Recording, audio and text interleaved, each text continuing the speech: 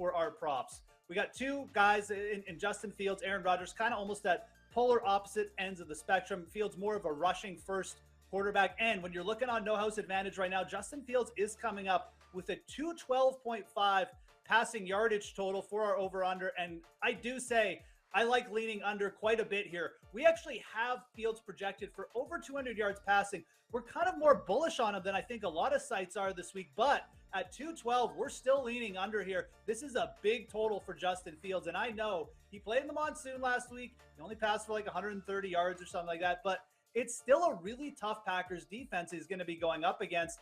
Fields, still a bit of a rush first. He had some design rushes late into the offense for him as well. That's going to take away some passing yardage. And the other question is just who is he really going to throw the ball to? Darnell Mooney's there, but the Packers do have some pretty solid corners. Cole Kmet was a bit of a ghost week one. Not too bullish on the passing running backs that the Bears have either. I think Justin Fields at 212, this total's just too high. We got to lean under on this one, guys. And I do like this one, putting it in like your 5 or your 6 spot for the no house advantage contest. It's a pretty strong prop. We have a pretty strong lean on the under for this one. Let's stick with the quarterbacks because Aaron Rodgers is really interesting. I mentioned off the top, he threw the ball a lot in week one. I mean, the Packers had a 70% pass play percentage in week one, but I don't think that's going to be the case necessarily every week. The Packers aren't going to get down big every week. Certainly, I don't think that's going to happen against the Bears. Do have Allen Lazard back, but one prop that I really like on Aaron Rodgers this week is going under on his interception total. We all know Aaron Rodgers just doesn't throw many interceptions anyways, and I think a lot of people will be looking to this, but there's so many reasons to like the under interceptions here. Chicago's got a weak secondary. The Packers are projected to be ahead. What do the Packers do when they're ahead? They don't just run the ball, but they use the short passing game as an extension of the run game. And that's just very, very low risk throws for Aaron Rodgers that he's so good at. When you add all these factors together, I think this is just too strong a prop. I don't care if everyone's going to use it. Use it as a free square. Put it in your no house advantage lineups for your GPP pool. Under Aaron Rodgers, 0.5 interceptions. Let's just take it, guys. Let's just take the free square, not overthink this one. It's going to be a tough spot for the Chicago Bears secondary, which, like I said, isn't very good anyways to come up with turnovers. Aaron Rodgers coming off a loss. Yeah, let's roll with that. No interceptions for Aaron Rodgers. It's going to be our second prop that we're going to target here for no house advantage. Now, we do have some good positive news here about the Green Bay Packers passing offense. It did not look good week one. Romeo Doubs, Christian Watson out there dropping like 70-yard touchdowns. Not great, Bob, but Allen Lazard due back. Practice looks like he's going to be good to go. I'm not like the biggest Allen Lazard.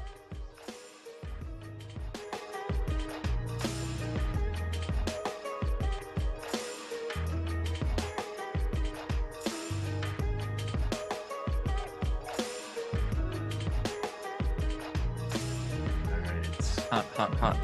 I mean, I love football. This is great. What a day. I can't wait to talk about it. One very good at what they do. Come on. They can reliably catch balls. They can reliably field punts.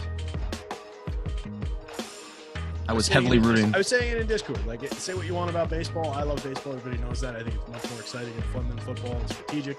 But at least the players are good at the damn game. You watch a football game. Half these guys are just terrible at football. Get me some players who are good. Don't talk about the Bengals defense like that, Terry.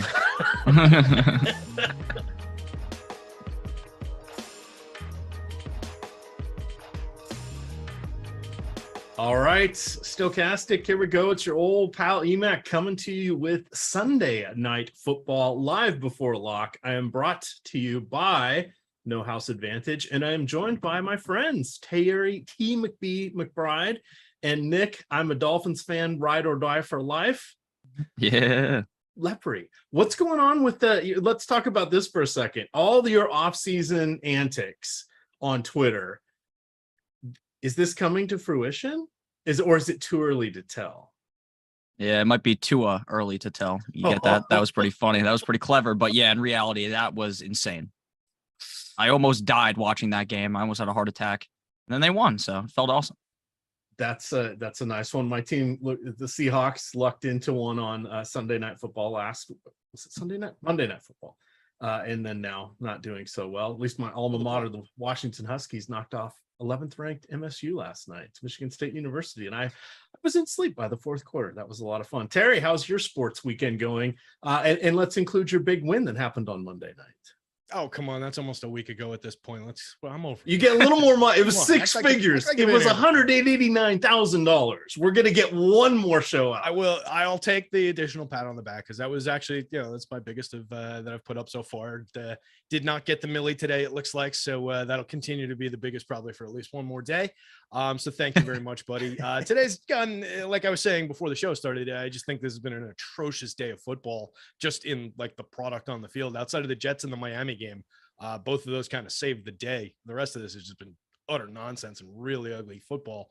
I was just watching while you were talking, Kyler Murray scramble for like 10 seconds, not throw the ball, and then be able to run in a 2-point conversion because nobody was within 15 feet of him, because why would you try and get the quarterback? It's just, I don't know, it's just bad football out there. But I'm doing well, pal. How about you? How's everything in EMac land? It's good. A little baseball adventure today where there was a random 12:10 start time on Yahoo. Heavy overlay, like 50% overlay, and I maxed into everything.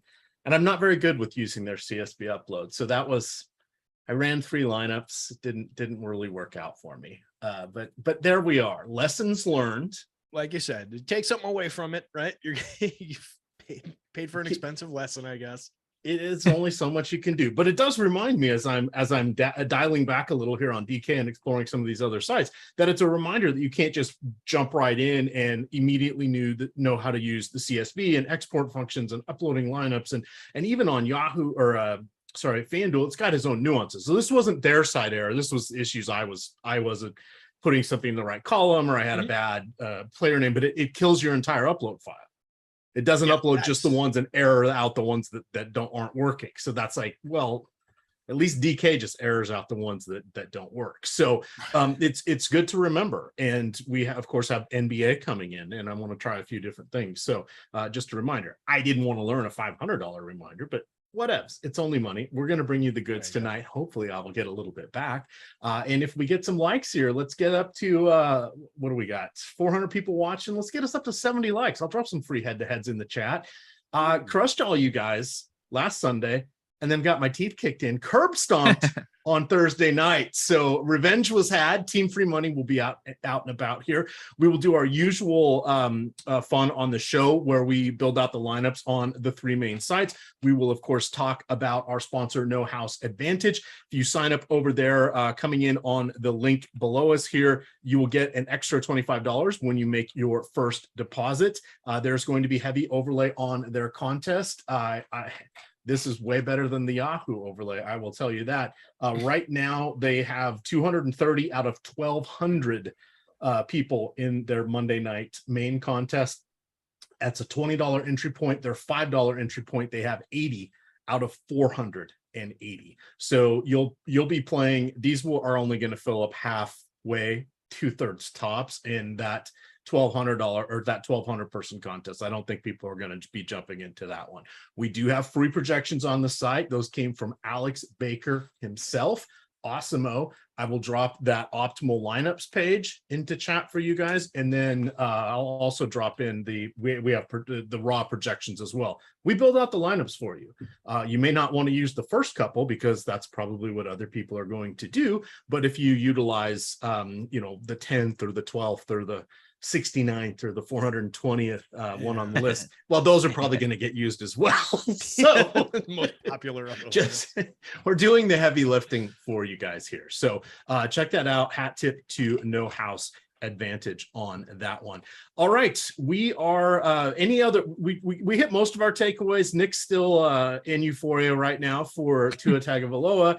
Terry is just being grumpy old man at this point, and I'm my usual energetic self because I'm going to go to bed probably right after the show. So it's a lot of fun here on a Sunday night. But we're going to talk about building some smart lineups here. Now, today's game, the inactives came out. Allen Lazard will play. No other major inactives, couple reserve deep receivers, running backs, tight ends, etc., that you're not even going to play. They basically are in the last 2 lines of my free article that breaks down and ranks the entire player pool. It's just like, good luck. Figure out who's active among these guys. So we got plenty to talk about. This was, I believe this line opened at 45. It's dropped to 41.5. I think that was the early look ahead line before they had played the games on Sunday. Obviously, that monsoon game is really going to impact a lot of what we look at with play counts, number of snaps, yards, etc. But at least we can do share of the work and kind of go from there. So this will be fun. Anything you want to add before we jump in here, and as we start to collect people, we'll make a lineup over on the blue site. You guys good? You being me, you being Nick, you being I was I'm trying to buy time to go change my screens here, but I'm now on FanDuel, so I'm good. Thanks for literally nothing, guys. You're welcome. Thanks. It's okay. Yeah, you're welcome. Some of the highest paid analysts in the industry, I can tell you. Yeah, it's an interesting slate. I mean, like you were saying, it's kind of ugly with the stats based analysis from the Chicago side of things based on last week, and then you get the Lazard factor on the Green Bay side, so you're getting kind of wrinkled stats and a wrinkled look at this slate. But I think it makes it somewhat interesting. I think there's a lot of interesting options to spread out that are potentially under-owned, so I'm getting to a lot of differentiated combos. I'm looking at my lineups now and just sorting out some of the most least likely to be unique lineups. That's something I do a lot with showdown slates, is I just calculate the probability of it being unique, and anything under X thousand, 1 in X thousand, I'll just take out and redo and drop new ones in there. So that's what I'm at right now. But Nick, what about you? Any like overview type stuff? Yeah, I'm going to be honest with you. I don't like Alan Lazard at all today. That's kind of my one take. I'm very worried about Alan Lazard. He was a guy that I talked myself into early on in fantasy football, and then I basically did a complete 180 and ran away directly from that take. I was like, you know what? Things are looking bad for Alan Lazard, because I just really feel like Aaron Rodgers just relies so much on that connection with the receivers, right? He needs that 5G LTE, and him and Lazard just don't have that. So I am pretty worried about that. All right, let's jump in. We'll make our first lineup here on FanDuel. Looks like their large $9 contest is about to fill up, so I'm going to put this one in the $3. That's something to watch out for. A lot of times they'll drop in secondary ones that don't quite fill and still have decent prize pools, and usually a lower cost too. So there's probably one that popped up there. All right, Terry, this is your site. You kind of owned it over there earlier this week. Where would you like to start us off on FanDuel? Let me jump over it. And you could choose. Do you want to go captain or do you want to go flex? We'll shake things up a little bit here. Oh, that's an interesting wrinkle. Hey, we got another 20 of these to do. We can't do the same thing for the next 5 months. Way to keep me on my toes.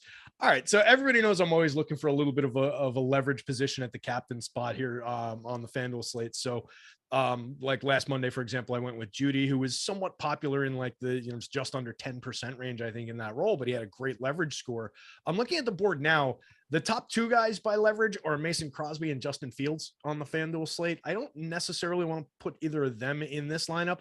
I do think both are viable captain plays. Fields more specifically probably than Crosby in terms of the probability of being the top scorer, the probability of being optimal. But looking at Darnell Mooney, I think he's kind of interesting. He's drawing 5.9% ownership, a 7.8 probability of being the optimal captain. That gives him a 1.9 leverage score in the captain spot. It's not crushing ownership overall. He'll be a receiver who I expect to be involved in the passing game. The stats, again, he's a guy from last week. The stats don't look great, but I think this week we get him and we really get the the breakout version potential here. So if he's under-owned, we'll take some Darnell Mooney in the captain spot. All right, Nick, we're going to turn this one over to you here. Darnell Mooney, it's half PPR here, Nick. How are you feeling about a wide receiver up there up top?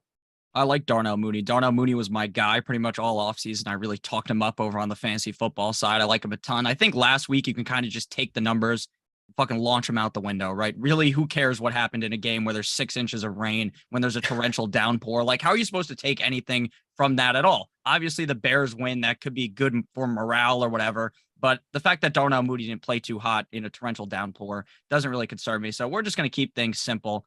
Keep things simple, stupid, or whatever that saying is. We're going to go with Justin Fields. Justin Fields, it is. All right. Well, that puts me in a little bit of a conundrum there, but I already have my guy chosen. So I am going to recommend that we go with A.J. Dillon. He's $13,000. That means we are going to be looking down for one of the scrub-a-dubs or kickers, etc. FanDuel does have defenses now this year in this particular format. So this will give us $10,250 for our last two lineups. I think the differentiation between AJ Dillon and Aaron Jones is in the salary is not a lot right now. It's only $1,000. I think his popularity will be a little suppressed, and we did not all day. His projections come up a little bit for us, but we have not had the best of projections where I think he can go.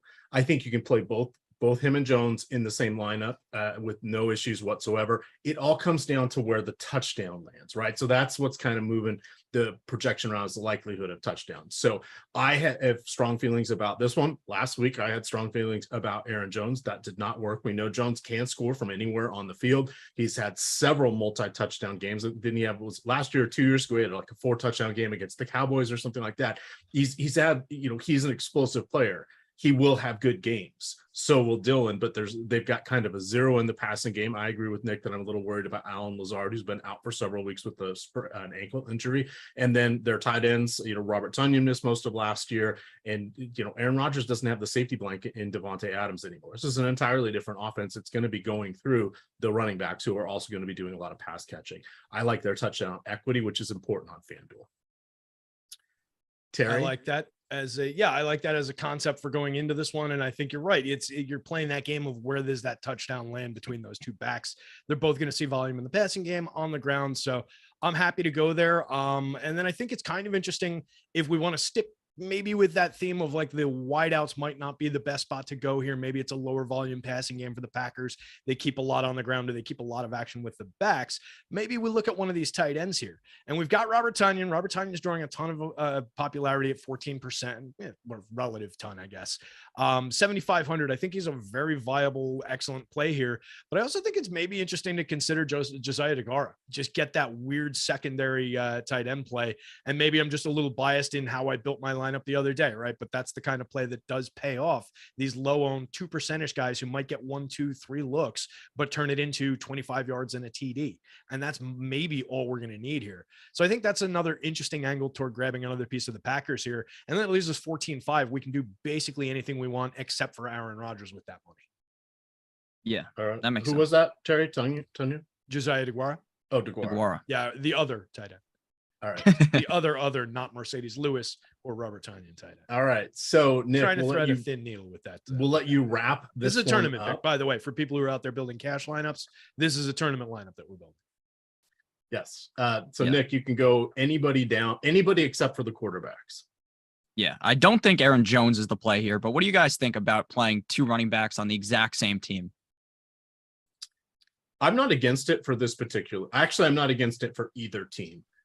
In this one, I think you may not want to captain. If you captain Montgomery, I don't really think you want Kmet, or vice versa, because I think their bigger games are going to be when the other doesn't do very well. I don't mind them both together in the flex, and I'm perfectly fine for arguments before if you want to go land here on Aaron Jones, if that's where you're going. I think he can coexist nicely with Dillon. Can they both have awesome games in the same one? Well, maybe. Can Jalen Waddle and Tyreek Hill both have awesome games in the same game?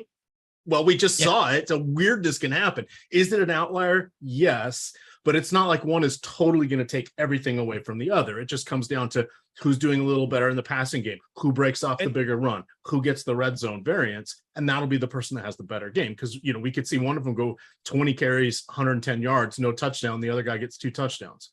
Was it a bad game for the guy that had 20 carries and 100 yards? No, it was a good game. He just didn't get the touchdowns. So I'm comfortable. That's the thing that kind of goes under discussed in this situation is we don't need in a showdown format to bullseye a bunch of high scores, because it's not likely to be a bunch of guys. You're not going to have 4 different guys in your lineup that are going off for 100 yards and a TD, right? So in a lot of situations, just having these 2 backs who are going to split some work, if they both put up 10 and change FanDuel points, and then you get one of them in the multiplier spot, maybe you're probably cruising to a decent lineup there. So, and then it becomes a matter of, what else do you have in combination with them? But it's a unique way to approach things that not as many people are going to be comfortable with. And I don't think you're seeing all that much downside there. There might be a little bit of technically negative correlation between the scoring potential of the 2, but I don't think it's so much that you want to cross it off the board. So I do think it's a viable approach. I just don't know that we want to build in that Jones pick alongside the DeGuara, the pick that I made, and have all 3 of those in there. I think that might start to get a little bit thin.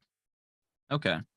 That makes sense. I'm good with it. I mean, if you want to throw it in, but I don't know that we're building. The only other one we would maybe swap out DeGuara from if we go this route would be Equanimous St. Brown. Yeah, he's a little sure, bit of but now we're remember buying me. into more of a Packers attack where I think I would want to have Aaron Rodgers involved in that lineup, right? If we're going St. Brown and 2 pass catching running backs, no, I kind of want to get into the Aaron Rodgers business. So it depends on what kind of lineup we're building. And again, that's what we're trying to do here, right? We're trying to tell a specific story about a game. So the lineup that we were originally kind of building was a maybe low scoring, keep it on the ground for the Packers kind of a night. Maybe Rodgers throws 1 TD to the secondary tight end. Maybe they get in one each on the ground for the backs, and you win a 21-17 kind of a game. And one or two of the Bears is relevant, right? So you would look to Monty then. Say again? Would you look to Monty probably as the next player? Okay. That's fine. That's who I was going between. It was either Aaron Jones or Montgomery. Okay, that's fine. And yeah, again, both viable. If you're making 150, put them both in. I mean, I think that's a good approach. Yeah, absolutely. And again, we're just doing different decision points here to talk through with everybody watching, just to sort of so they can get an understanding of. There are a variety of ways these games can go. Try to have as much intergroup correlation as you can. That doesn't mean you have to have pass catcher with receiver. That's direct correlation. But if you're thinking it's going to be this type of game, then you want the defense in this combination of players. Or if you think it's going to be incredibly low scoring, maybe you want the 2 kickers tonight and focus on running backs or something. There's a lot of different ways these things can go. But if that specific script plays out, ideally you're in the 15 or so % of the field that is, by hook or by crook landing on that particular combination. And then the perfect combination among that will get you rocketing up the leaderboard. The other will just kind of get you a mid cash, but that's kind of how we're trying to say, all right, if this happens, I know I'm eliminating 20% of the field. Yeah. Okay. I've got a smaller GPP I'm trying to real quick. Let me put a little perspective on that lineup, because I've got one that's very similar at the kind of in the top of what I'm sorting out, right? I just mentioned before that I want to take out ones that are under X thousand. Right now I'm shooting for just under 1 in 5,000. So a build with Mooney as the captain, Equanimous St. Brown, Alan Lazard, AJ Dillon, Aaron Rodgers. That's coming up as 1 in 3,500, right? So you can expect in a tournament of 60,000 some odd, I think, entries on FanDuel, you can expect that one to be duped several times. So that's the kind of build I want to get away from when we're talking about some of these tournament builds, and just make 1 or 2 different decisions, like injecting a guy like DeGuara into that lineup. So just for people that are wondering it, like, some of the approach in there. All right, cruising on over here to the Sunday Night Football Baller. We're going to build this one out on Yahoo. Nick, you can go first. Ooh, very exciting. You juked me out. I thought we were going to DraftKings, so I pulled that up. We always finish with DraftKings. Come on, how many shows have you done with this? We always finish on DraftKings, because then I ask for likes. By the way, get us to 100 likes. There'll be some team free money head-to-heads dropped into the DK lobby. They're already there. Username EMac, $1 per. Have some fun, kick my ass. Bring it. Wow. Bring it. I'm your Huckleberry. All right, Nick, your turn. Your turn. All right. I am the captain now on Yahoo, and we are going to go a little bit different here. We're going to go with Darnell Mooney again. I'm only kidding. That would have been funny, but we're going to go with my guy, Aaron Jones. I want to go with Aaron Jones. I like Aaron Jones a ton. He seems to always really show up in prime time, and I'm excited to hopefully see him wear his sombrero after destroying the Bears. All right. This is actually kind of interesting. That seems pretty good. There's no one totally breaking the bank on Yahoo today. You've got Rodgers and Fields at 27 and 26 respectively. You've got the Green Bay running backs at 20 apiece. You got Montgomery down there at 5. Lazard's in between it at 18. The Packers defense at 17. That's a little more spendy. Then you've got Darnell Mooney at 14. You got Robert Tonyan at 15, Khalil Herbert at 12. So you start to look at who's going to be the most popular. By leaving off Mooney or Montgomery on this lineup, that's probably getting you some differentiation for this one. That would be my guess anyway. Terry, you can have the second selection here. I'll grab a cheapie and a different play than what we did in the previous lineup. And I'll take a look at that Packers defense for $17. I think that's somewhat relevant. If you don't get the, upside game from Fields, odds are he's probably having a bit of a clunker out there. So I think there's some room for the Packers D, and that gives us a little bit of money to play with. It's actually not as cheap as I thought when you were talking about it at 17, but it's cheaper than some of the other, the skill players that were available from the Packers. So I'll stick with that one, and we'll go with maybe an anti-Bears kind of a theme with this lineup. Okay.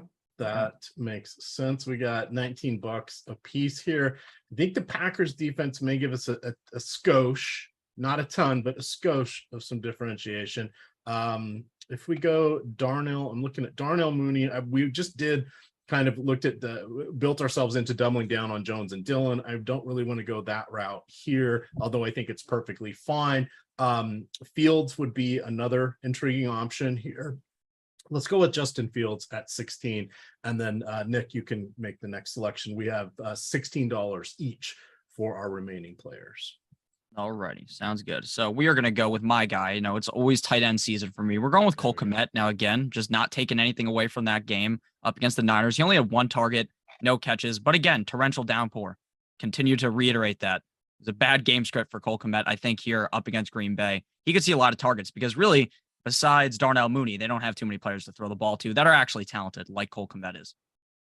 All right, Terry, that gives us $22 left. You can pretty much go with anything here. I'm getting rid of the spam person.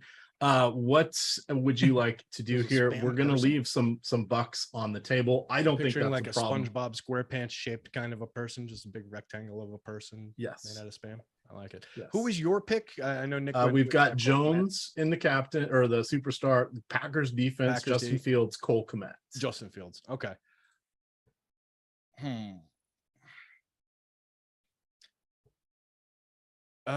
So since we have, I don't love the idea of going with Fields and Kmet against the Packers D. Okay, we can take Kmet out then. I'll pick a Packers I kind of like casual. having Kmet in there and not Fields. Okay. Honest. I mean, it's a unique approach to the lineup. Well, let's go that route. I don't have a problem. I want us to get unique, and it's either going to be because then we've got our $8 22, and we're looking at like Alan Lazard maybe at the top there. I think we were all in agreement we didn't love that. It's like if we took Fields out of there, you want to take Fields out, put Rodgers in, go with an onslaught. Rodgers, yeah. See, that leaves us with 21. It's probably the more common approach, but we could do something wacky with this 21 now. Yeah, you could drop down to Lazard, which is $3 on the table, or you could go Robert Tonyan. You could go to a Tonyan. You could go to Sammy Watkins. Ooh, we haven't done Sammy Watkins. Yeah, you could go in some weird directions. So either one of those is fine with me. You pick it. We are going with Sammy Watkins. He's going to delay his big game 1 week. 1 week lag. 1 week. Because he's with the new team, that whole time zone thing. There you go. All right, we're leaving $8 on the table. That's okay. That also gives you, those of you that are building along with us, so you don't want that lineup, you got $8. You can upgrade literally any of the positions that we just chose with a better player. So they may not score as many fantasy points, but you can upgrade them, at least from a median projection standpoint. All right, please do hit that like button. We've got almost 800 watching. Let's get up to 150. I'll drop those $1 head-to-heads into the DK lobby. Username EMac. No numbers, just EMac. I've been on there forever, so I got to get my actual nickname there. In the interim here, while we're getting stuff shifted over to that, I want to remind everybody that if you are a new Stokastic Platinum or NFL user and you'd like to give our NFL DFS tools a test run before purchasing, we've got the offer for you. You can get access to all of this for free. That is 100% free for 3 days.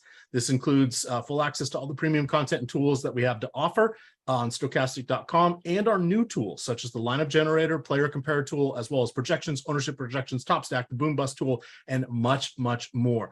Click the link in the description below this video, below the video screen here, and you can activate your 3-day free trial now. Please note, Fantasy Cruncher is an add-on, but can be added separately to any package. Get this now, and it's a doubleheader tomorrow night. We've got 2 Monday night football games. Oh yeah. Tomorrow. So enjoy that. All right.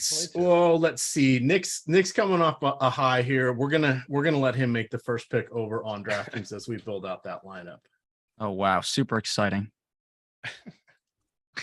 And just so you guys know, I was shaking my head when you guys were talking, and maybe the chat thinks that I just hated everything you were saying. It was the fact that the Cowboys kicked a game-winning field goal against the Bengals. My survivor pick is now dead. Oh.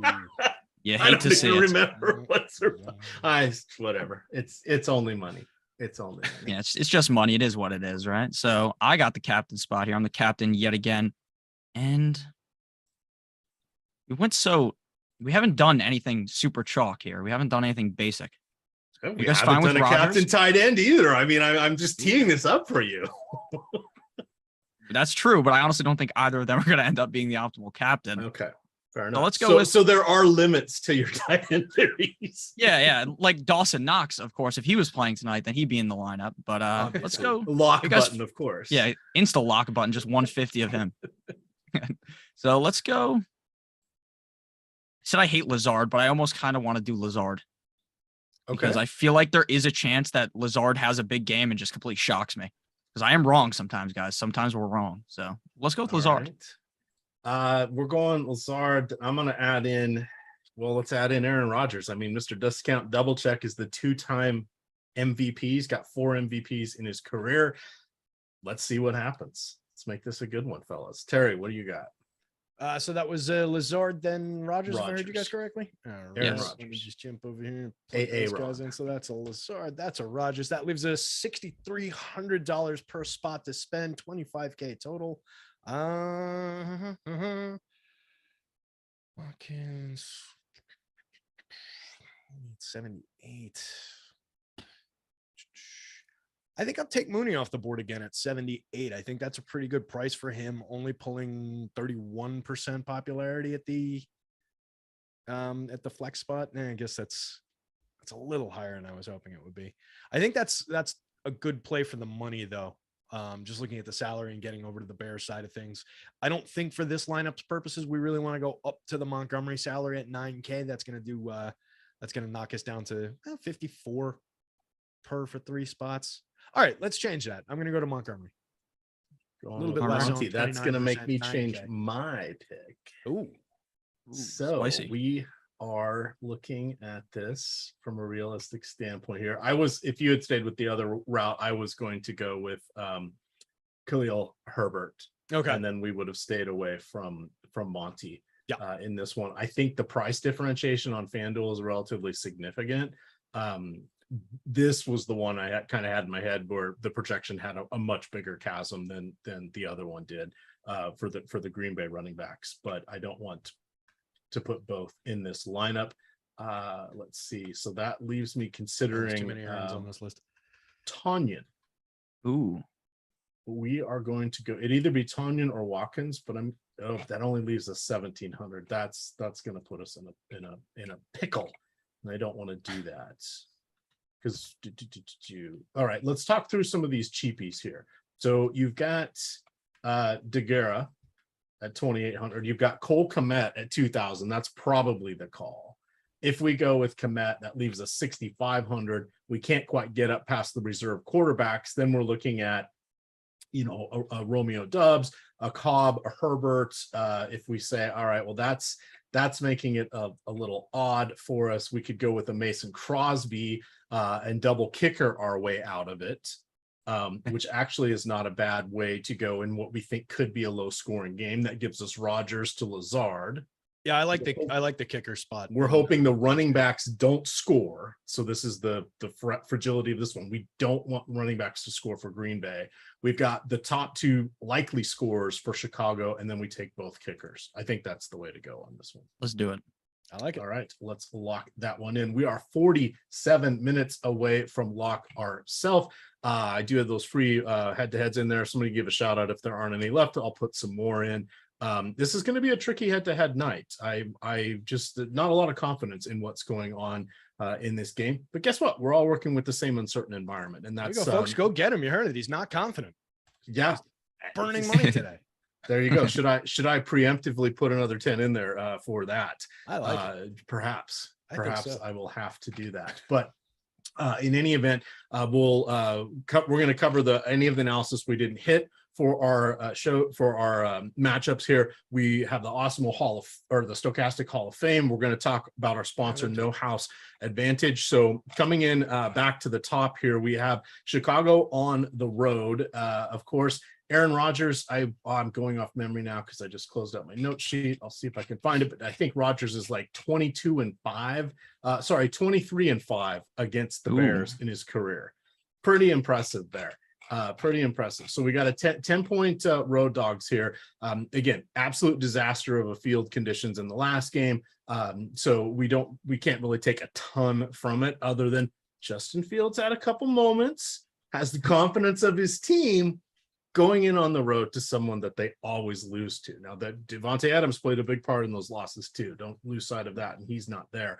But we've got to think about Chicago here. How do you feel about Justin Fields tonight, Nick? Anything good, anything worrisome that you would like to point out for us? Well, I guess what I would take from that game up against the 49ers is that Justin Fields was looking a little bit more confident in terms of running the ball. Last year, it was kind of shocking that we didn't see Justin Fields run the ball as much, considering at the Ohio State University, it's not like he was the like Kyler Murray or something like that, Lamar Jackson, where he's running the ball a ton, but he does have some rushing upside, and that was interesting to see. Up against the Green Bay Packers here, I'm hoping that he rushes the ball a lot, and I hope that he proves me wrong. The two quarterbacks who I said were asked today on Twitter, Kyler and Tua, proving me wrong. Kyler just threw a touchdown, not a touchdown, a 2-point conversion to AJ Green. And Tua obviously threw 6 touchdowns. So maybe I'll tweet out Justin Fields' ass and he'll be the optimal captain play. All right, Terry, how are you feeling about the Bears running back situation here? First off, anybody but the Kmet and Montgomery going to see touches tonight? You mean Khalil Herbert? Sorry. Yeah, no worries. I have it stuck in my head. I don't know why. I've done no that like worries at all. Today. Yeah, I think odds are the only other guy that we're going to see run the ball is going to be Justin Fields himself. So splitting between the carries between those three guys, I think we can reliably say Montgomery's going to see the most touches, the most opportunities. But Herbert's certainly going to be involved. Looks like he had 9 touches last week, so he's going to be he's going to be getting a couple looks on the ground. I think he's certainly playable especially for a single game format. We talked about playing them both. I think it's very viable to play them both. It's a game where if they're not going to be slinging the ball around, and with Justin Fields as your quarterback, that's not always going to be their number one approach to winning these games. I do think there's some viability in looking at those backs. I like David Montgomery as a player. I've won with him in the past. I think he's got a lot of capability. He's one of the premium upside guys in this game. I do think he's probably getting attention. Let me jump over to the other board here where I can see the ownership at the same time. So we've got in the captain role on the DK slate, 7.5% owned in the captain spot, only 4.8% optimal. So he's a negatively leveraged captain play, but in the util role, he's basically dead even. He's 28% owned, 28% optimal. And just on feel, that feels like a spot where you can go a little bit beyond the field and be kind of safe with it and be getting to a player who's got upside, but also has kind of a floor that you can build in. So you can consider him kind of a safe floor, which enables you to go to one of these other oddball type plays. So I do like going to David Montgomery here a little bit more than the Herbert side. All right, how are you feeling about the pass catchers here for the Bears, Nick? Yeah, things are a little bit bleak after Darnell Mooney and Cole Kmet, if I'm being honest with you. I just don't feel super confident in highly touted guy like Equanimeous St. Brown. Is he He is related to Amon-Ra St. Brown? They're brothers, He's the older brother, and he actually played for Green Bay the last couple of years. Yeah. Oh, revenge game. Hold up. Yes. Wow, we should up his projections now. Is that worth 2.5 points, 2.5 catches, a target? It's probably worth at least 4 or 5 targets, in my opinion. Okay. Right. Green Bay's definitely got to be more revenge just because of the environment, small town USA, very cold all winter long. Like that's a place if you don't want to be there, like you're gonna take it out on these guys. I say 5-point bump. Yeah, then I guess I was wrong. I think you need it. Equanimeous St. Brown. He's the key to success. Like Amon-Ra might have been a little bit earlier. Yes. And then besides him, it is just a disaster. The chip king, Byron Pringle, the guy who actually Byron Pringle is also a showdown king himself from the past with the Chiefs, but a little bit different going from Patrick Mahomes to Justin Fields. Yeah, the built-in touchdown equity essentially disappears there. Equanimeous St. Brown, if he was cheaper on DK, he's 5,800. That's a real ask there. You almost need a touchdown from him for him to really do anything. You've got Romeo Doubs, 4th round draft pick. We'll see what happens with him. Christian Watson and Doubs will probably lose out some of their snaps along with Randall Cobb now that Lazard is back. And then you mentioned Pringle. I'm doing both teams here just to get us through this part. Dante Pettis. I don't think so. Dante Pettis, University of Washington, scored a touchdown last week on his only touch. 5 years in the league. I believe he's had offensive snaps in 27 games over those 5 years. You can check out all the details in the free Showdown article that is on the front page here at Stokastic. I will drop that link into chat for you, but break down each team by position and then rank the entire player pool here. So yeah, shout out to my alma mater. Sorry, no Dante Pettis for me tonight. Did they get a W yesterday? They did. There you go. They did. So Terry, what have we not talked about with Green Bay? You hit the backup tight ends. We've sifted a little bit. Started with the backup tight ends. Yeah, we've sifted slightly through the tertiary receivers. We've talked about their defense, dinged up offensive line, but I think it will be okay today. Not quite as stark because just they'll be able to run the ball more. They were in catch-up mode in Minnesota, and that was just a recipe for disaster. But have we covered everything you want to impart to our viewers about the Packers here? Yeah, I mean, for the most part, I think we hit all the high points. I can jump over to the board here, and the most interesting thing to me is always going to be these different leverage scores. So just taking a look at the DK slate again, AJ Dillon, Cole Kmet, Mason Crosby, the Packers D. These are some of your more positively leveraged plays in the util role. These aren't plays that are going unowned, but they're plays that are going under owned based on our probability of them being optimal plays, based on our probability of them being top 2 to 6 scorers. They're somewhat under owned for some of them. A guy like Cole Kmet comes up with a higher ownership than his probability of being a 2 to 6 scorer, but based on his low price on DK at 2,000, he's much more likely to be an optimal play. So you have to understand how the different tools work, how those different columns relate to one another. Just because he doesn't have the highest probability in raw scoring terms of being a top 2 to 6 play, you get so much advantage out of that savings, and you can do so much more to buy other players and buy more upside that he comes up very frequently optimal. And he actually is a very strong leverage play, second highest leverage play on the board. And then we talked about the kickers being somewhat relevant. I think on the Crosby side, on the Green Bay side, is the definitely more likely to be relevant of the two, but I wouldn't leave the Bears kicking game out of this either. And you're getting a much lower ownership number there. And if we think about, the team that's more likely to be the inept one out there that maybe gets the ball down inside the 20, the 25, the 35, something like that, and then just has to resort to kicking a bunch of field goals, that sounds more like the Bears than it does the Packers to me. So maybe you're getting a little bit of a lack of ownership on the Bears kicking game. Other than that, yeah, you're just kind of picking and choosing some of these oddball plays that you can throw in there. Like, would you play a $200 Mercedes Lewis on the DK slate, knowing that he's at best going to get 2 looks, maybe one of them somewhere near the end zone? He did have essentially as many snaps as Tunyon, if I'm remembering correctly, last week. But Tunyon was banged up last week, wasn't he? Yeah, he's 38 years old. Yeah. So he also has been with the team for 5 years. How many moments have we thought about him? Only on showdown slates. That's really the answer there. I don't know really what he's going to get for us here.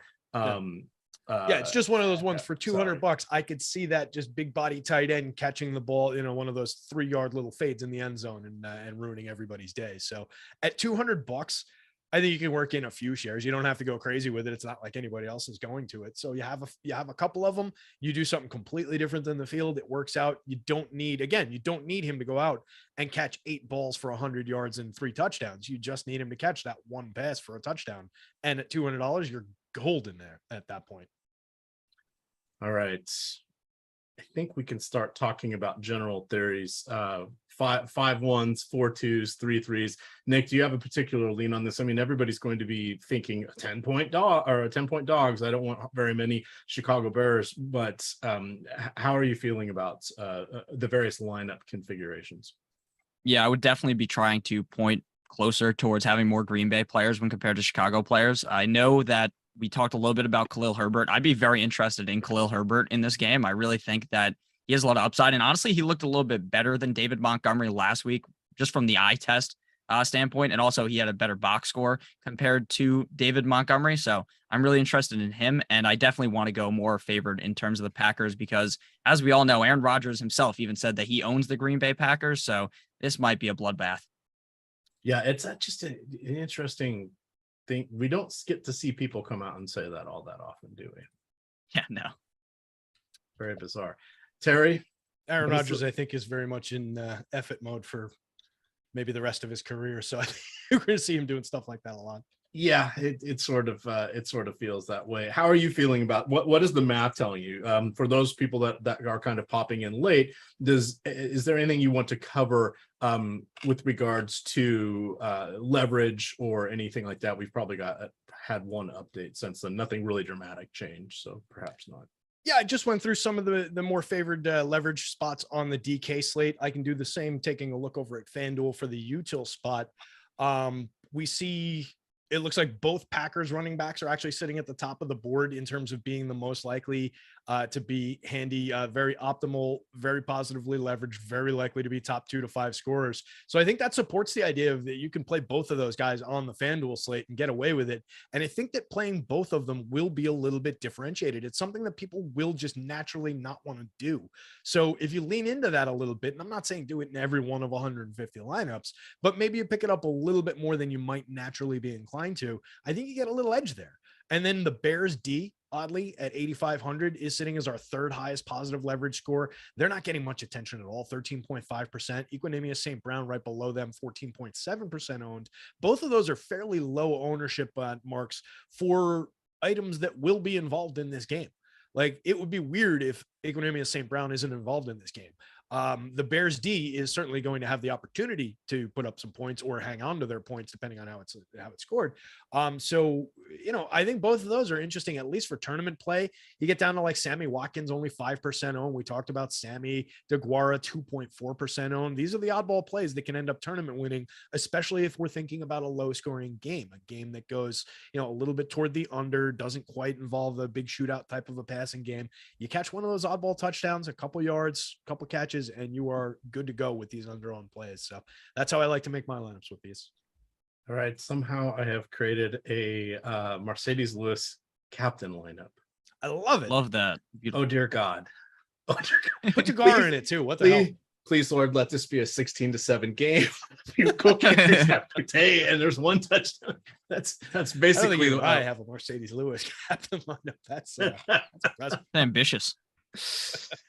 But hey, I mean, you're talking about using that $200 salary in the multiplier spot. That's a DK lineup, yeah. Yes, that's a DK lineup. So I mean, I could see it. If you get, it needs to be a low scoring game, but there's an angle there. You hope that Tanyan and DeGar both come out with injuries in the first.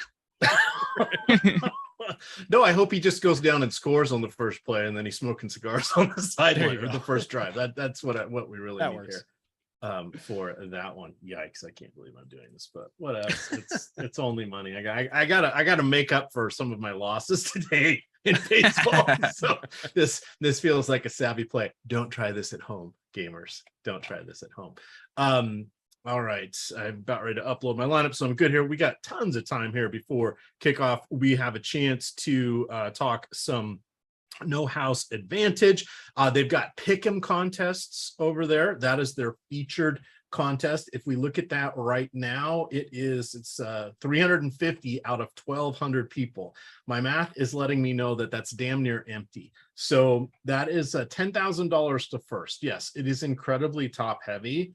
Oh no, what do I do? How do I play on this? Well, for this game, you have to answer 7 questions. So if you click on to create a lineup, you can see all these different selected players. You click on the selected player, it brings up all the different players that have props for this particular contest. You select a prop next to them, and they will have like Equinemius St. Brown has 2 under his name, right? So the quarterbacks will usually have 2, receivers will usually have catches and receptions. Quarterbacks usually have touchdowns or interceptions, passing yards. It just varies on what they're doing for the various games, and that's how you differentiate your lineups. You assign a confidence rating, 7 if you get the first question right, 6 if you get the second question right, etc. And that's your score that then goes into playing against all the other players. These lines are static; they don't change from when they create this contest. So if we're looking at some of the lines in this contest, No House Advantage also offers props where you can bet against the house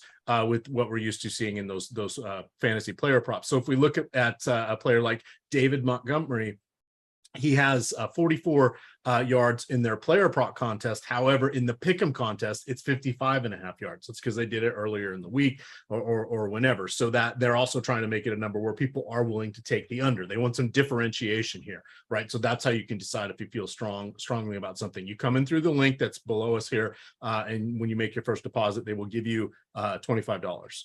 When you make your deposit, so you can immediately hop into that game. The other one that they have is the next header says burst the house. if you click on that, you can see their different over-unders. We'll talk about those in a little bit here as we sort of give a look across Odd Chopper and some of the other contests. But for those of you that don't happen to have sports wagering and you don't happen to have Prize Picks, here's another site that is offering you some different ways of doing parlays with player props. And with the fantasy twist on it. So that's always kind of fun on those. All right. Nick,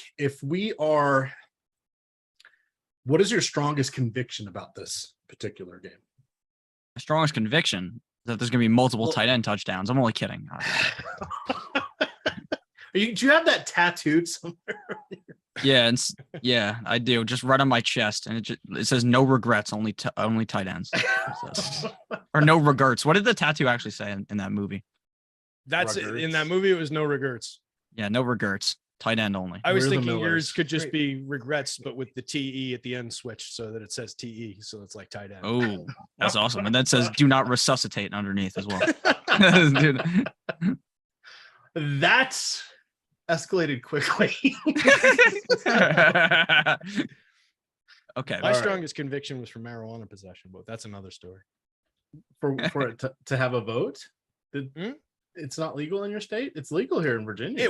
It's legal now. It was not legal in like 1999 or whenever that was. When I was born. Gotcha. Okay, so you want my actual take here? You want a real take? Yes, your actual would be helpful. Okay, yeah. So I think that Cole Kmet is going to smash all of the overs. I'm very confident in that. I've seen a lot of props that just have Cole Kmet way too low. And based upon our projections right now, I think we have him projected to only get owned on DraftKings right now. His ownership projection is 26.2%. I'm honestly shocked that that's not higher. I feel like everyone is in with me, ride or dying for these tight ends. I'm very excited for him tonight. And then if I had to give another take, it would be that Khalil Herbert outscores David Montgomery. That's an interesting one. I like that. Do you want to talk your game script on that? I'm going to upload my stuff, and then I'm just going to kick back and relax here. Okay, yeah. So steer the ship, and then I will be the captain once again. Okay, yeah. So for the game script for that, I think that potentially Khalil Herbert might be slightly more talented in terms of pass catching abilities for the team when compared to David Montgomery. So I'm thinking that the Bears are getting absolutely throttled in this game and they're having to throw the ball, and that involves Khalil Herbert getting more involved in the game and thus being able to outscore David Montgomery. And I also think the team might not necessarily use David Montgomery as the goal line back. Like Khalil Herbert could definitely kind of screech in there and score a touchdown. So that's my thought process on that. Nothing crazy, obviously. I'm not saying that it's a mortal lock of the century, but I do think it is pretty easily possible. So I guess it is kind of end up seeing some groupthink on that. Terry, think so? Say again. Do you think we'll start to see the DFS echo chamber head towards Khalil Herbert tonight? If we see a result like what Nick's talking about, I think this week, absolutely. I mean, you see how quickly people in the fantasy industry, both for season long and DFS, overreact to things. I can't tell you how many awful trade offers I got this week, and Joe Mixon for president. Oops. No. So yeah, I definitely think we will see, price changes and people flocking to these different plays week to week, just box score chasing, at least till, after week 4 or so, when the season maybe settles in a little bit and we kind of know what's going on. I always think the first 4 or 5 weeks are kind of a crapshoot, and that's what makes it fun, that like those are the weeks where FanDuel anyway has the milli up top, and then they usually cut down after the first bye week to, like 500K, only $500,000 and stuff. So yeah, only that's what makes it fun. That would suck to win 500,000. Seriously, like why even bother? I mean, at that point, it just becomes redundant, right? Okay, let's see here. I'm going to get my Alan Lazard captain lineup saved, just because I don't want to copy over those hard-fought lineups. Have we mentioned the name Randall Cobb today? No, he was a guy I wanted to bring up as well. Once. Yeah, we haven't mentioned his name at all, and I just figured 34-year-old, I think he's going to play on. My guess is probably on 40% of the snaps. I see him getting 3.5 targets, and no more or no less than 24 yards today. Yep. But if it's one of those days where we're not loving Lazard, maybe Old Faithful here in Cobb can find the magic and get us there. So it's not totally off the board for me. It's not somebody I'm going out of my way for at MVP, but I think in the util roles is certainly Now I have to go see if I have Cobb in any of my lineups. I don't. I mentioned him because I noticed him in some of these. I am now going to make. Let me make sure he's playing, and I'll ask these guys in the form of a question. I will. No, he's I will definitely make playing. 5 Randall Cobb lineups to add to my crunch, and there we go. And now we're Love done. We're running 100 lineups tonight. There's some symmetry in that. Okay. We like it, and we are good to go. We have about what time is kickoff tonight? And see, I said we're going to ask this every week. It is 8:20. Oh, we got plenty of time. We got 25 minutes, which is good because I just downloaded the wrong. Oh, I guess I don't want to download the Philly file. That would be why there's no player numbers in there. But we'll get that uploaded here. Let's take our turn over here on to this is where you guys go look at the run sheet that somebody lovingly crafted and put together that has the no house advantage props on it, and next to it it has, and this is for their pick'em contest or the against them contest, not the $20,000 tournament. So at the top there, they've got some pretty tight lines here. Nick, we've got Rodgers. They've got him at 249.5. We have him about the same. They have Fields at 196.5. We have him a little bit over there. He's got a 56% chance of going over that. So essentially, we have a couple coin flips here. Do you have conviction on either of these numbers? Those lines are pretty close to what they are at most sports books as well. FYI. Yeah. And I'd like to ask Chad a question real quick. How many sheets do you think the run sheet page is that EMac has? How many pages total do you think it is? Because it's making me start to think EMac might be a hoarder. This page is very long. I noticed that last week. I was going to mention it. The same document over and over. I haven't looked at it, but it didn't go all the way. Maybe it went all the way back to last year. How many? It is 548 pages. Well, there you go. Yeah, that might be why your computer died, EMac. 548 page Google Docs, but on a real answer here, we're gonna go and say that Google's telling me that my drive is full. It's because I have this damn document in here. It's like the fucking Constitution in your. Your okay, enough. Message received. I will get this shortened out for the next time. All right. Okay, but on the real, I'll give you an answer. I'm not super confident in either of these. If I was to take one, I would go with the Justin Fields under on the passing yards, because I think he's going to look to run a little bit more this game, and that will obviously mean that he might pass the ball less, thus going under on the passing yards. Okay. Terry, you feeling conviction on either one of these, overs or unders? Let me look what they were here again. 249 for Rodgers. That's right. 249.5. We've got him at 247.8. That's a little thin in terms of where we've got him. I'm not sure what you mean by actually 212.5 in their contest. So that means if people are reading their other contest in the red, that's how much disparity there is in the between those static lines for that contest that they created and this one that they can change. Got Okay. it. Got Makes it. sense. So yeah, I mean, if you're playing off of that 212.5, then I like the under. These are both pretty tight. I think if I'm looking at it, the first number in here then is our projection, or the second number is our projection? The first number is theirs. The second is our projection, All right, and then yeah. in red. So the Fields one, you have a little bit of room. So I guess if gun to your head, you have to pick one of these. I think it would be on the Field side, just given where our projection's at. I don't love either one of them though. It's not a bet I would want to make if my life depended on it. All right. I feel very similarly. I was not excited by either one of those. The running ones, I'm feeling a little bit better. Fields is at 33. I didn't really want to go there, but I like Montgomery for over 45.5. We have him for 47. So, but I think he's going to get in the low 50s. That's kind of where I'm thinking this goes. I think he may get there by halftime. And does he get 100 for the game? No, I don't think so, because I think at some point they're going to be playing from behind and or catch up or what have you, and he's going to have to get his early on. I like him to get that in that situation. Dylan, we have the biggest spread on. We have him at 61. They've got him at 50.5. I like that over. Do you guys feel?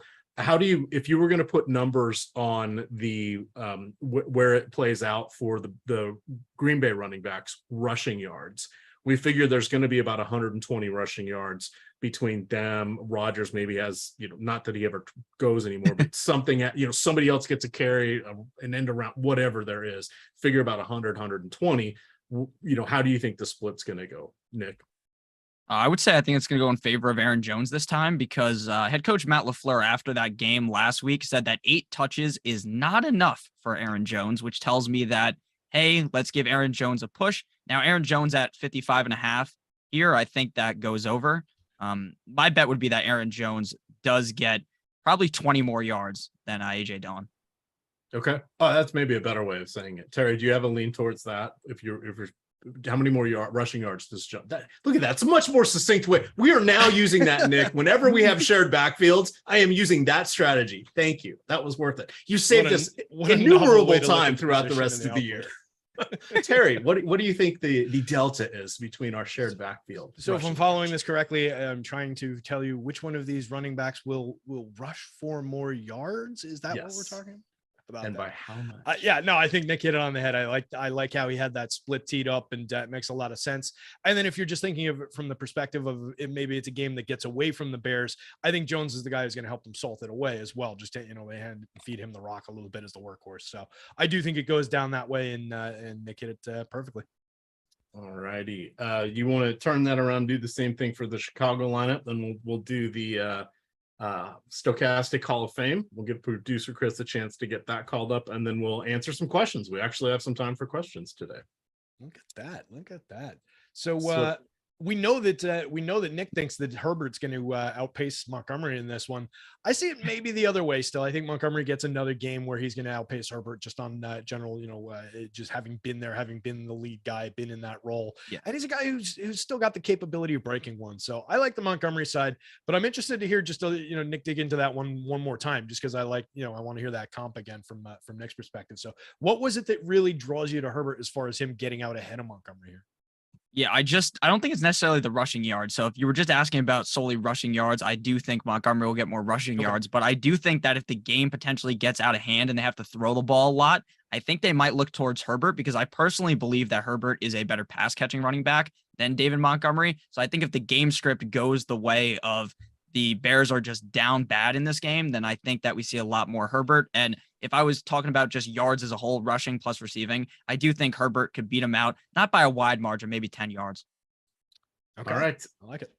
Let's do a little Stokastic Hall of Fame here. So this is a way you can get 30 free days of Stokastic premium content. All you have to do is go to stokastic.com/avatar, download the avatar, upload it to usually via your mobile device. Seems to be how most of these sites work, but you can upload that, use it as your avatar. If you finish in the top 3, that's first, second, or third, no ties, first, second, or third of any contest with at least 5,000 people, can be any entry fee, at least 5,000 people, you'll get 30 free days of Stokastic premium content. All you got to do is tweet at Stokastic HOF and at Stokastic_COM, and they will get you hooked up with that. You'll have to answer a couple questions, fill out just some pertinent information so we can get you set up with that, and then you'll get a code that'll get you your 30 free days. You can win one of those per year.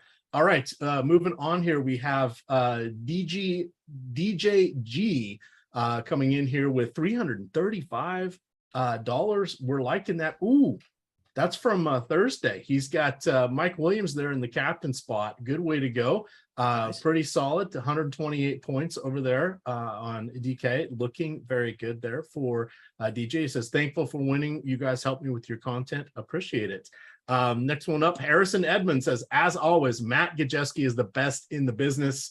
Says, if you're ever in T-Town, I definitely owe you a beer. Nice little $600 there in college football for Dr. 2-inch. That's a EMac, is that your nickname too? That's not the 2 inches of bald thunder.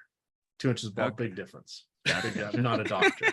Not a doctor. But my services can be bought and paid for at a Holiday Inn Express. Check out my fans only. Or only, is it? I always forget. My fans only. EMac really is old, man. He's starting his own platform. He's not old. He's starting his own platform. Fans only. All right. Well, let's ring this back in. Old familiar guy here. Neil Rich Guy Orfield says, I published an article for Stokastic.com earlier today about how to attack single game slates like a pro, so that if you win big. This article was about DK, but the same logic generally applies. Nothing like showdown season.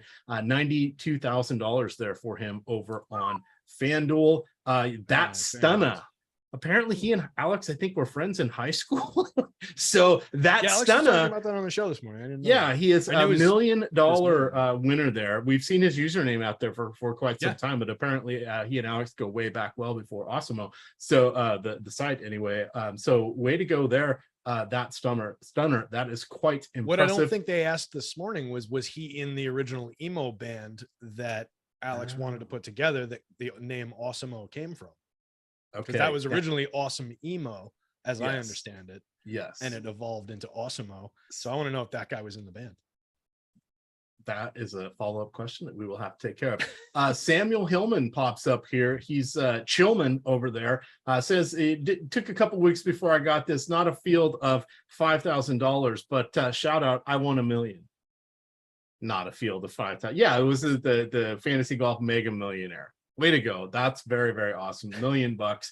Nice lineup there. We do have some amazing golf content as well. And then the Colts first in the NFL bootleg, 100,000 for him. He got second, I think, to Neil or to Terry in their wins. He's always around the tops of leaderboards. He does a lot of behind the scenes stuff for us, from being our financial leader, as well as working on projections and many of the advanced tools. So you can see that the folks that are working on the stuff behind the scenes here, they're putting this into play out in practice. So that's very, very good to see. It gives us some confidence here. Let's see, we'll see if we have some questions. You guys can start putting those into chat. If you are in Discord, you can tag me. I will get that open on a screen. And then tomorrow we got a bunch of shows. We've got doubleheader for NFL. So we're going to do MLB live before lock is going to be a little early. I think I'll look it up. The first game I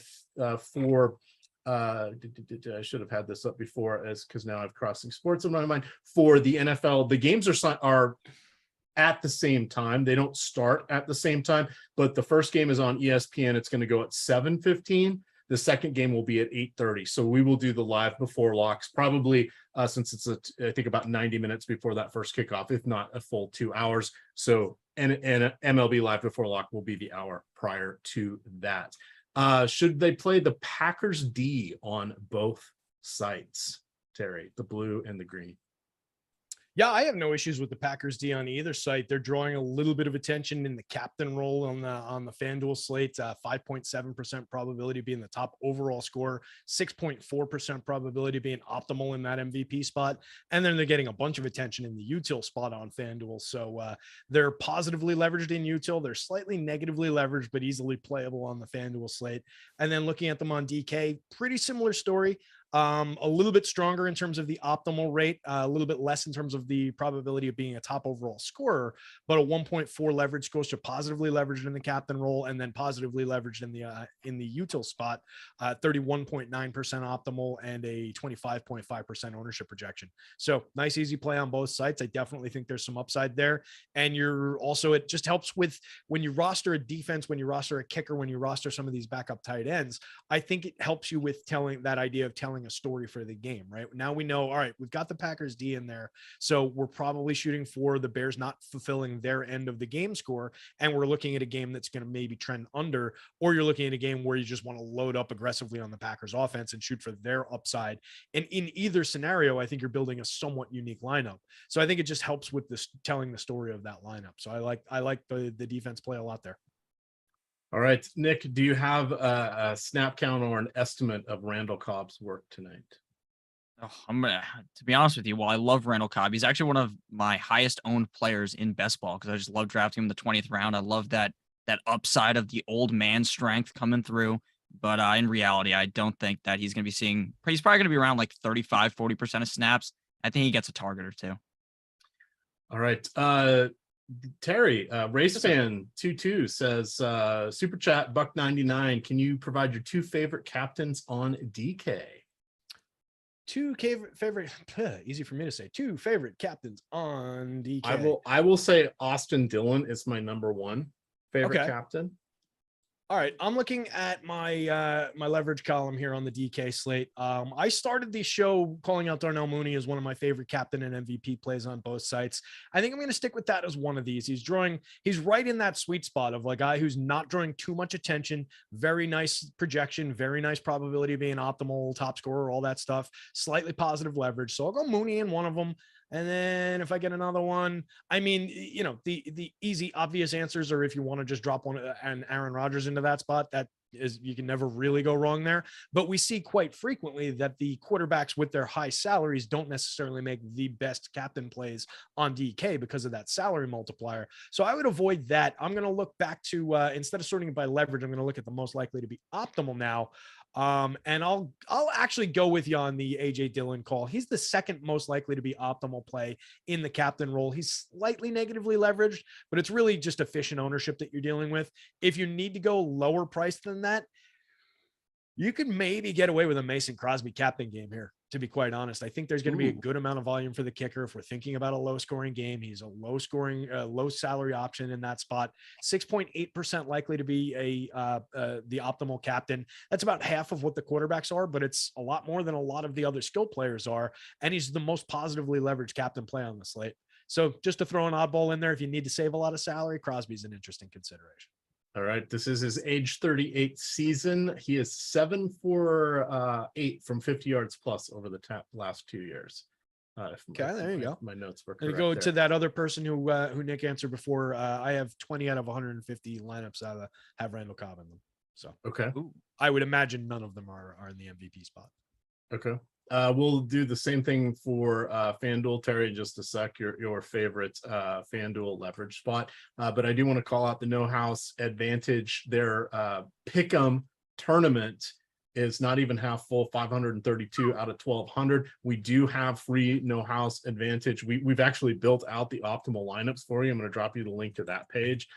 They do accept CSVs. You can put those in there, or you can just read the names in the order of where we've got them and check that out. We also have, when you did that plug before and you said, you know, we just have to answer 7 questions, it just made me think of that scene from Holy Grail where they're crossing the bridge and you guys said, you have to answer the question. What's your favorite color? Blue. No, yellow. It shoots him off the bridge. This week's movie quote that Nick has no idea what we're talking about has been brought to you by No House Advantage. Zero chance. Yeah, no but idea you what have a about. chance to win on No House Advantage. $10,000 to that top prize. Again, contest is not even halfway full. Terry, your leverage spot over on FanDuel, and those of you that are playing along, 9 minutes until lock. So you're going to want to get your lineups uploaded. Great amount of time. So on the FanDuel slate, since we don't have to deal with that salary multiplier, you can easily just drop Aaron Rodgers into that spot and run away with it, and then just make different decisions in some of your util combinations and you know how you approach the overall. That's the boring answer. Justin Fields, I think, is definitely a little bit more interesting. He's 11% owned versus Rodgers 15% in the MVP spot. He works out to being the second most positively leveraged play on the FanDuel slate in that MVP role behind Mason Crosby here, but much more likely to be optimal, much more likely to be the top scorer on the slate. So I think Fields is very interesting to plug in there. And then I'll just keep going back to my guy, Darnell Mooney here. Hopefully he's going to pay off here for the amount of times I've mentioned him. He's in a decent amount of my lineups. I've got him in the captain spot. I've got him in the util spot. So I think he's interesting just based on where the field's at on him and how he looks in terms of his optimal rate, his positive leverage, and his probability of being a top scorer.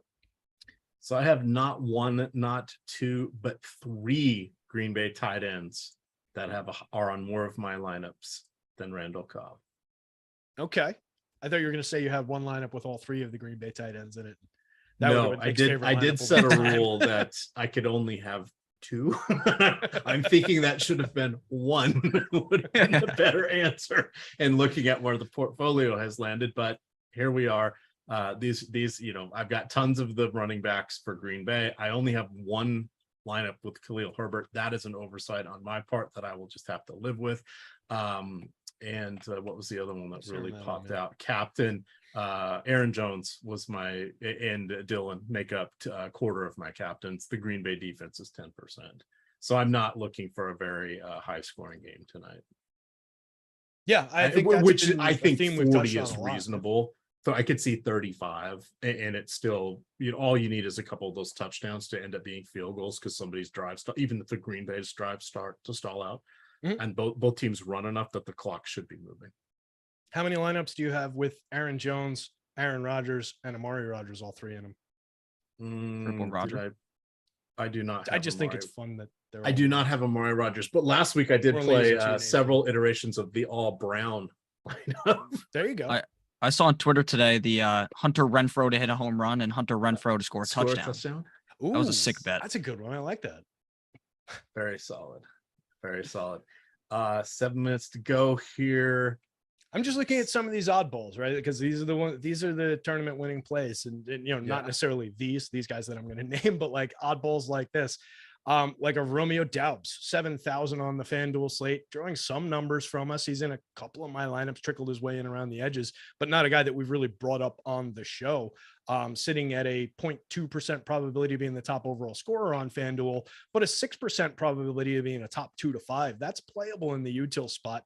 He's technically negatively leveraged, but we're talking about negative leverage against a 10% ownership share. So that's just a guy that like you can mix in. There's a few guys like that. I'm curious if Nick has anybody in mind, or EMac, if you do, that are players like that we haven't really brought up. The Randall Cobbs, the Romeo Doubs of the world that maybe somebody could throw into a lineup here.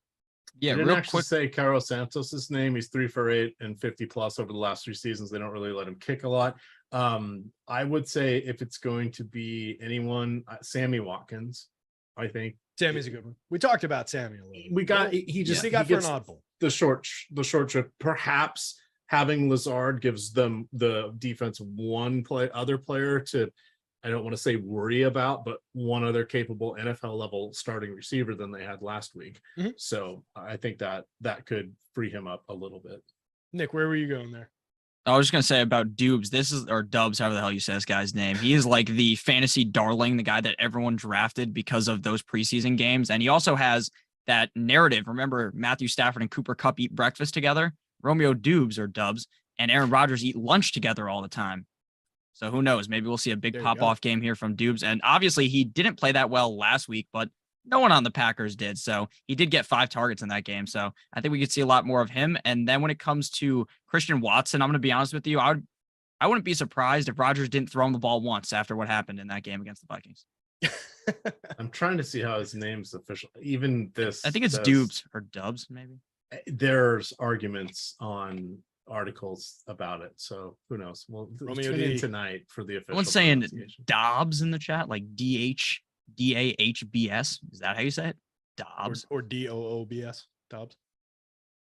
Yeah, but no, that would be Dubs. I thought it was Dobbs myself, but I thought it was Doubs. Oh, Dabs. Dobbs. It's Dabs. You just.